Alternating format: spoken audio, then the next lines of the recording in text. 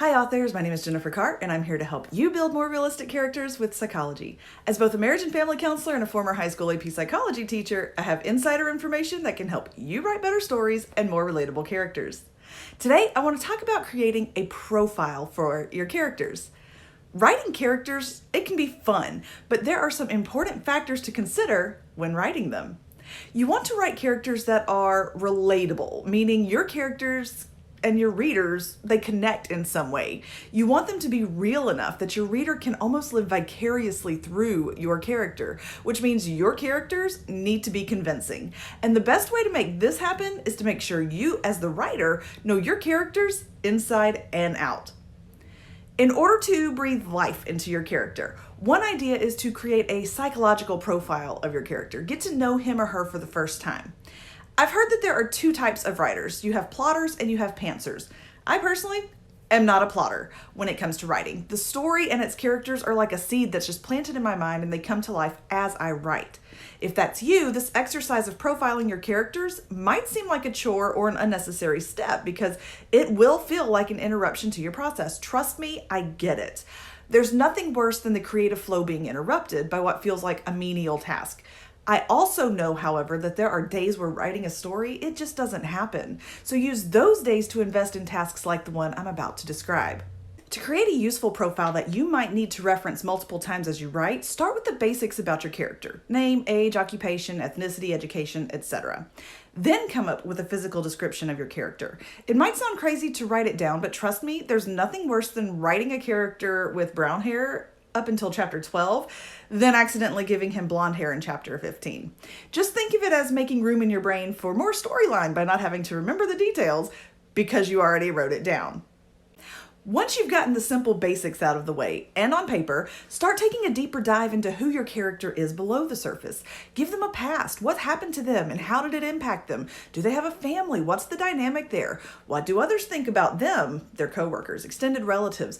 Are they the life of a party or the wallflower? What's their goal in life? What's their goal for the story? Why is that their goal? How will they get there? What is going to get in their way? Write it all down. And remember, it's not set in stone because they're your character. You can change it as you need to. One of the best ways to create a character profile is to observe real life people. Writing allows the author the opportunity to take parts of reality and blend them with fiction to create stories that others can relate to on different levels. As a writer, though, you have to be careful that you don't create a caricature of a person unless that's important to your story. Give them mannerisms, give them habits, postures, tics, whatever. Keep your character relatable by using real behaviors that you've observed and be consistent as you write them. Learn to read and understand body language. These are the words that go unspoken, but readers pick up on in your character's behaviors and their actions. Whether it's a facial expression or arms crossed over a chest, your character needs to communicate with and without words. Body language should tell your reader something they don't already know. And yes, your character's words may be angry, but are they backing up their anger with clenched fists, or is it fear that's always in their eyes that's betraying that anger?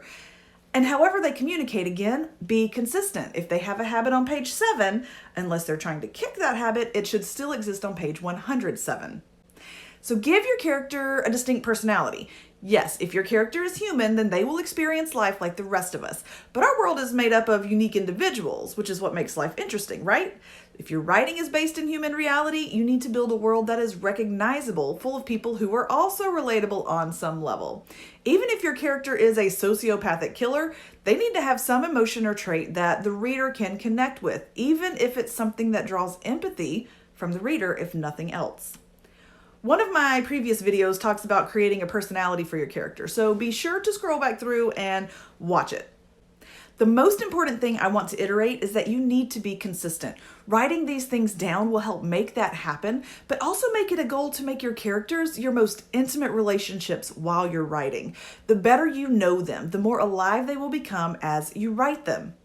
Want to learn more about using psychology to help you become a better writer? Click that follow button. And if you have specific questions about using psychology to write better characters, leave a comment below and we'll talk soon.